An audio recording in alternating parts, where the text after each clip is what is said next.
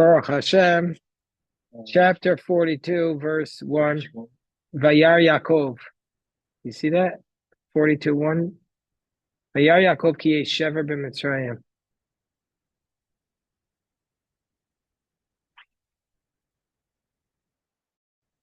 Yeah, it's right here. Vayar Yaakov. It's in the middle of the. You see it, Noam? Okay. וירא יעקב כי יש שבר במצרים ויאמר יעקב למה תתרבה. Right. So Yaakov saw that there was shever means food, and we'll see what Rashi says shever means. It's an unusual word. And he saw that there was shever in Egypt, and Yaakov says to his sons, Lama Tisra'u. Well, I have to see what the word Tisra'u means. This is also an unusual phrase. So Yehuda, you read the Rashis for us. Look at the Israeli accent. Beautiful, right? So where did Yaakov see? How did Yaakov know that there was food in Egypt? How did he know? He doesn't get that. There's no internet. There's no Twitter. How did he get a press release that there was food in Egypt? Go on. He didn't hear. He didn't see. He heard. Okay. Wow, Vayar. What does it mean he saw? I have the Nikudot. So he had a divine prophecy. So actually it means Basbaklaria Shakodesh. So there's different levels of prophecy. There's Nivuah, that's prophecy. There's Ruach HaKodesh, that's like divine inspiration. Then there's a Bat Kol, which is like a heavenly voice. And here is something else. It's called Aspaklaria Shel Kodesh, a holy lens. We don't know exactly what that means, but Rashi is going to try to explain it to us. Or Rashi is going to explain to us. We'll see what he says. He saw it through some sort of prophetic insight. Okay, go on. That there was still shever, that there was still... Here they translate, actually, interestingly enough, I have, Judah, how are you doing? What page are we on, Noam? 229. 229. So I have the word here. We have the translation and the vowels, and they translate this not as shever, but as she'adayin yeshlo sever. And they translate that he still has hope. You ever hear that word, sever? Can you look that up? Is there a word sever in Hebrew? No, with a sin. Yeah, they do the things sever. Rabbi Yosef, how do they put that in the Sefaria? I don't know. Shadayin yeshlo sever b'Mitzrayim. That's an interesting thing. Oh, here. Listen what they said. They have a footnote here. Until now, the Torah has used the word ochal or bar, food or grain, to refer to the food set aside by Yosef. Here, the word shaver is introduced. The Midrash interprets the word homiletically as if it were vowelized sever, hope, which appears in its construct form, sivro, in Psalms 146:5. So in Kuf Mem Vav, Judah, do you mind bringing a sitter? We're gonna say we said this psalm this morning, so I just want to read this psalm. So basically that's something. That's why we need the vowels here. Even if you read Hebrew fluently like Yehuda, still we always need the vowels in case we miss something from the Rashi. Thank you, Judah. So we say in the Tehillim, in the pasuk it's shever, but the Midrash does a play on that, and the Midrash says he saw that there was sever. That's what they're saying. That's what the Rashi is saying. That's the Midrash, quoting the Midrash. Here. Oh, do we not? We did not. Here we go. We did this. It says here.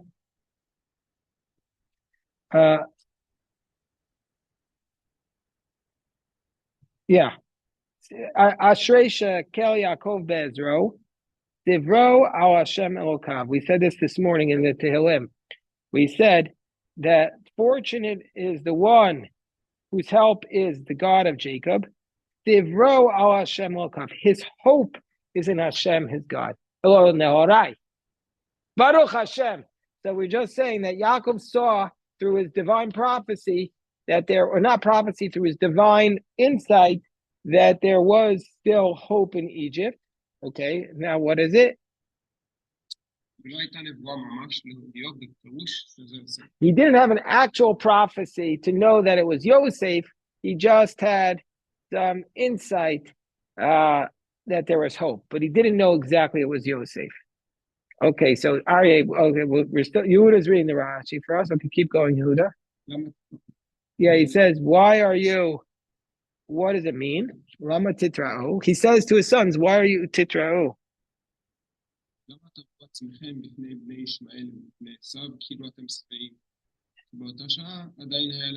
So Rashi says that Yaakov was saying to them, why are you showing the nations around you, because there was a famine, why are you demonstrating, why are you making it seem like you have food?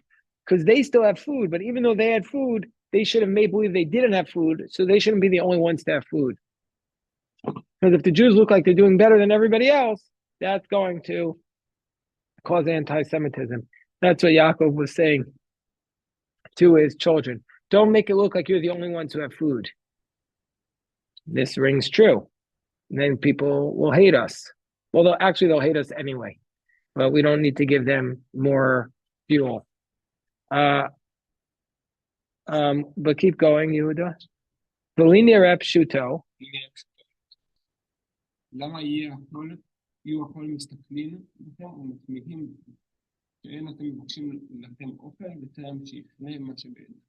Says, why should everybody look at you and be astonished that you're not asking for food when you run out of food? I mean, go and ask. Then Rashi gives a third explanation.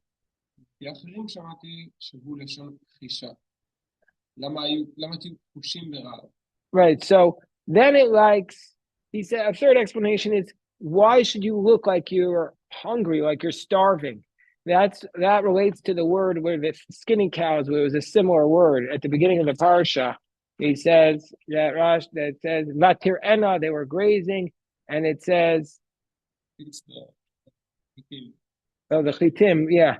Well, let's see, what does it say about the chitim? No, it doesn't say that word though. Where Rashi, it says here, Umarve gam hu yored, similar to, I don't know, it's similar. But this interpretation means to be satisfied or to be made hungry. So that's what it means, to be satisfied. It's coming from that meaning. Okay, fine. So Rashi gives three explanations of this word because we never saw this type of phrase before. Okay, Judah, your turn to read. Bet. Vayomer.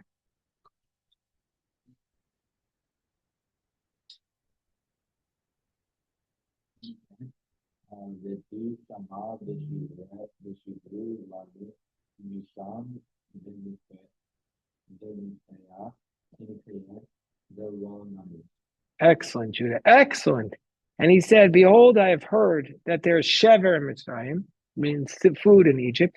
Go down there, v'shivru lanu misham, get us food from there, and then we'll live and not die.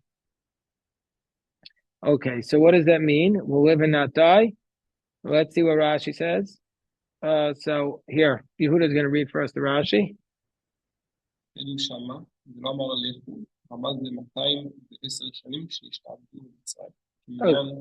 Redu. Right. So the word redu hints to the fact that there were the you know what gematria is, Norai? Gematria, do you know what that is, Judah? Exactly. It's the way they used to. Today, it's not. It doesn't mean as much to us today, but it used to be that there was the numerology was a very, very big deal. Now we have computers, so we don't really even think about numbers. Like nobody does arithmetic anymore. When I was younger, we used to do division and subtraction and multiplication. You guys even do that anymore? No. Why? What's the point? There's 0 point to it. There's 0 point to it. Anyway, so you're useless anyway. I promise you, you're useless without your phone. And you want to know something? My friend who was in the IDF told me that, because they see all the schools are struggling to get kids off their phones. So he said in the IDF, they had to take their phones and put them in this thing, and then they went into the battle. He said everybody snuck them into the tanks anyway. So he said he was in Gaza, he was in the tanks, and he was checking the NBA scores. So the point is that the IDF can't solve this problem of getting people off their phones. The high school's not going to do it. They can't. Nobody's going to be able to. So you have to just embrace it and teach people how to moderate it, how to use it properly. That's the only solution. It's not going to be successful at getting people to. Although it's interesting that when I don't have my phone on me during the week, I'm getting all nervous. But on Shabbos, I go 25 hours. I don't even think about it twice. No phone, no big deal. But during the week, if I don't have my phone for 10 minutes, I would be I missed so many messages. What if the people texted me? On Shabbos, I don't care. Okay, anyway. So anyway, back, there's a tangent. But the point is that it says that he didn't say go down, but he said redu, because the numerical value of Reish Daled Vav is 210. And that's how many years the Bnei Yisrael were in Egypt for. The Bnei Yaakov were in Egypt for. Okay. So fine. So that's Rashi's point. So if anybody asks you hello Mordechai, how are you doing? Baruch Hashem. So this is Elaine's grandson, Yehuda. These are good friends with Bobby. So Yehuda, please read the next pasuk, Gimel. Vayirdu.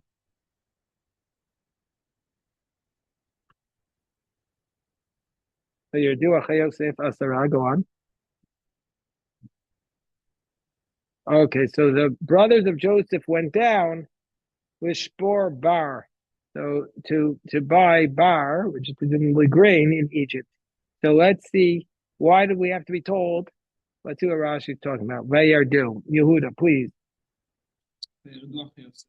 Oh, okay. What's the problem here, Rashi? Yeah, go. So why doesn't it say the sons of Jacob? Why does it say the brothers of Joseph went down? Maybe to show that. Oh. Well, we know Joseph didn't go with them because Joseph is in Egypt. So, but along that line, what is it saying, Noam? Along that line, what's it saying? To emphasize the point of their brothers. Yeah, but maybe that Joseph wasn't part of them. And also, who else wasn't part of them? Hello, Aviva. This is Elaine's grandson. Yeah. She every week she brings in a different one. Okay, keep going. You'll see what he says. Yehuda, please read.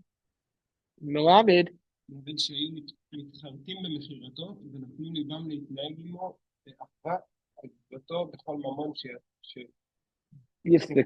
Okay, so Rashi tells us something which actually is not found in the text. But Rashi says this teaches us that they were regretting his sale. And they said, we're his brother, and if we find him, we're going to redeem him no matter the price.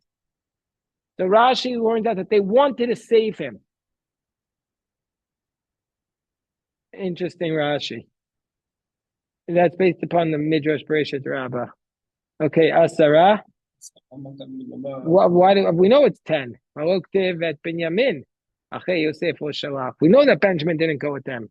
Go on.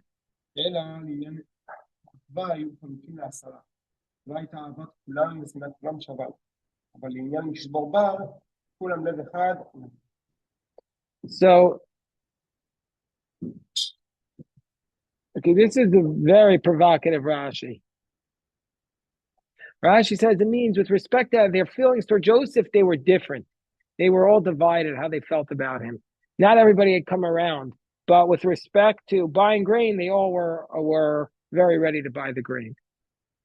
Okay. Okay, Nohorai, Vakasha. Vet Binyamin. Hey, Kobe, how you doing? Come on in.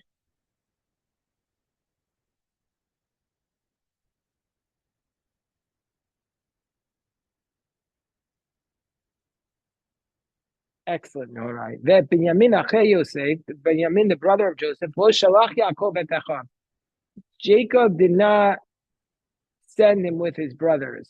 Ki amar pen yikra'enu ason. He was worried that an accident would happen to him. So let read the Rashi, Yehuda. So is that a question? Yeah, they translate here as a question, but it could also be a statement. In the house, accident won't happen. Even though an accident could happen in the house, but it won't happen in the house. Why?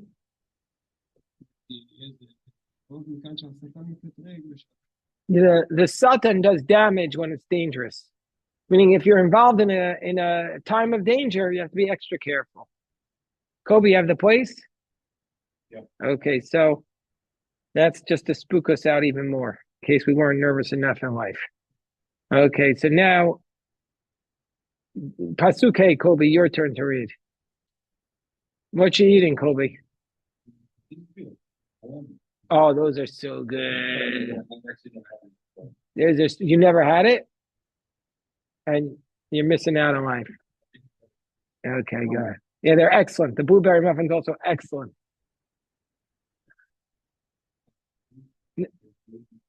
Right, very good.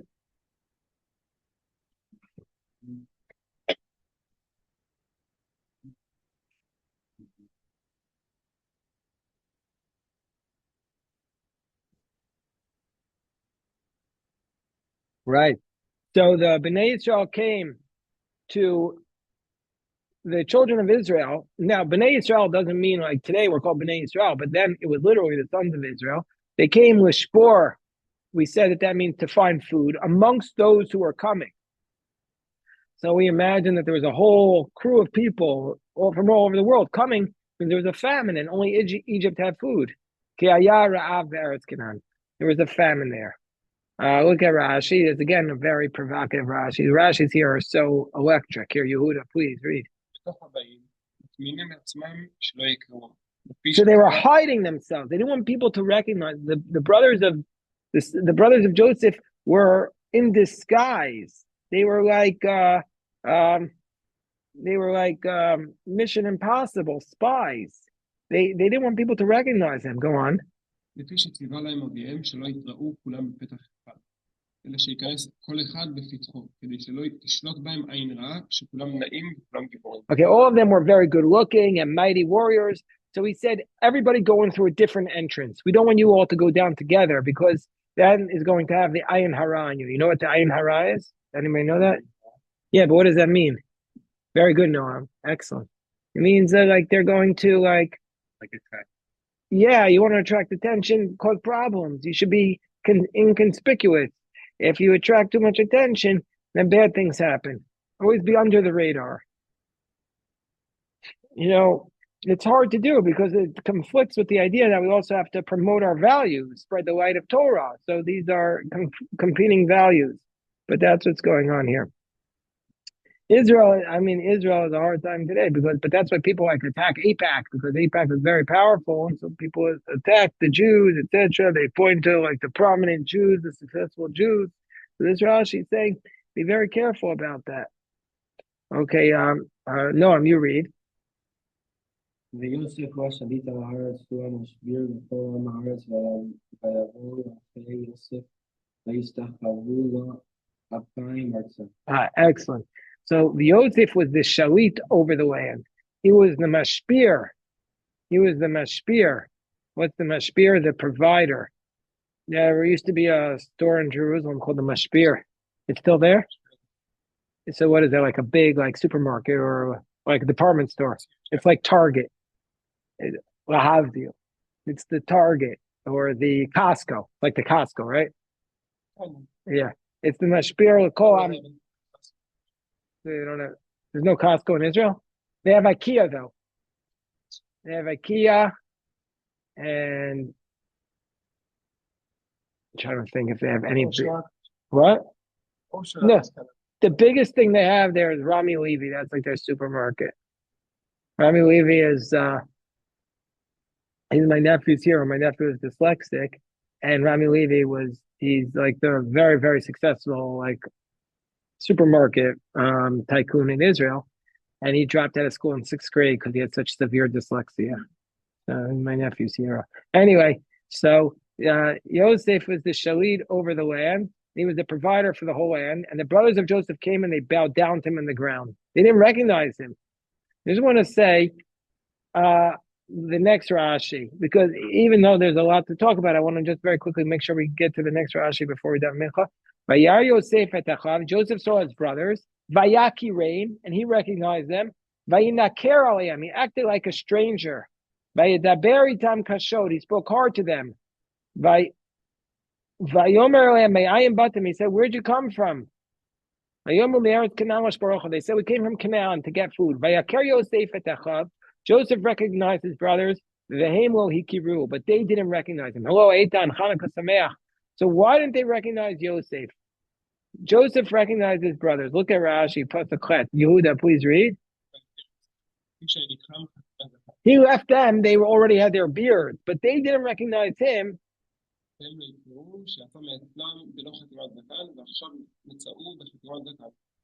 So he left without a beard. Now he had a beard, so they didn't recognize him. But do you think, but I don't know if that's is that really accurate? I have a beard now, but when I was in high school, I didn't have a beard. And people, just last week, somebody came running over to me and he said he hadn't seen me since high school. And he recognized me. So what do you mean they didn't recognize Yosef? So basically the idea is, right? They didn't recognize his greatness. They didn't recognize his potential. They just saw Yosef. They saw the story that I remember hearing. I heard about different rabbis, but I heard about the Vilna Gaon. Now, when he was trying out to be a rabbi, he tried out in his hometown, a very small town, and they wouldn't hire him. And then he went on to Vilna, became the head of Vilna. So he said, what's the matter? I wasn't good enough for you? They said, when you came to us, we didn't see the Vilna Gaon. We just saw little Eli running around in his diapers. We couldn't see your greatness. We just saw you as a little kid. That was Yosef. They didn't see his greatness. Like your teachers today, they're going to be so shocked when you grow up and you're running the world, because they didn't see you. They saw you as little kids. They didn't necessarily see your greatness. But I'm not going to be surprised by any of you to learn what you're capable of. And just before we stop for mincha, I want to. We haven't done this in a couple of days, but especially want to do it this week because of the tremendous attack on Chabad, the horrific attack. So we'll go to the Rebbe's book and we'll say a teaching from the Rebbe, Le'ilu and Nishmat, those who were killed this week. So, okay, let's see what do you think the Rebbe said about this? A man asked the Rebbe whether he should move to Israel to leave the Galut. What do you think the Rebbe said? He says, "I'm in Galut in America. Should I leave the Galut to move to Israel?" What do you think the Rebbe said? I was thinking, Eitan, before we read what they say the Rebbe said, that I don't tweet often, but I saw this horrific attack on Chabad, on these Chabad students who were doing mitzvah. They were doing tefillin on people or candles in New York City, and these anti-Semites just attacked them on the subway. And I said, "Do you think you're going to scare Chabad? Do you know that when the PLO came into Tunisia, when Arafat came into Tunisia, and the Mossad came to evacuate all the Jews, and they were begging the Chabad Shliach to leave, the Chabad Shliach of Tunisia asked the Rebbe, should I leave with Mossad? He said, no, you have to stay there until there are no Jews left. And when there was the Soviet Union, when all the Jews were trying to get out of the Soviet Union, the Chabad Shluchim asked the Rebbe, should we leave? He said, if you leave the Soviet Union, where they were executing Jews, who is going to tell the other Jews what time is Shabbos, when Shabbos starts? So the Rebbe said, so they didn't leave. They didn't leave. So you think they're going to leave because some anti-Semite? They're never going to leave because they're on a mission to serve Hashem. So this is what the Rebbe said. The Rebbe said, what's galut? It means the estrangement of an individual, like what Eitan was saying. It means the estrangement of an individual from his essence. If someone moves from a hostile environment where he observed the mitzvot and comes to America, where he abandons his beliefs and traditions, he has gone into exile because he has strayed from his own essence. Not just assimilation. In English, we call it an inferiority complex.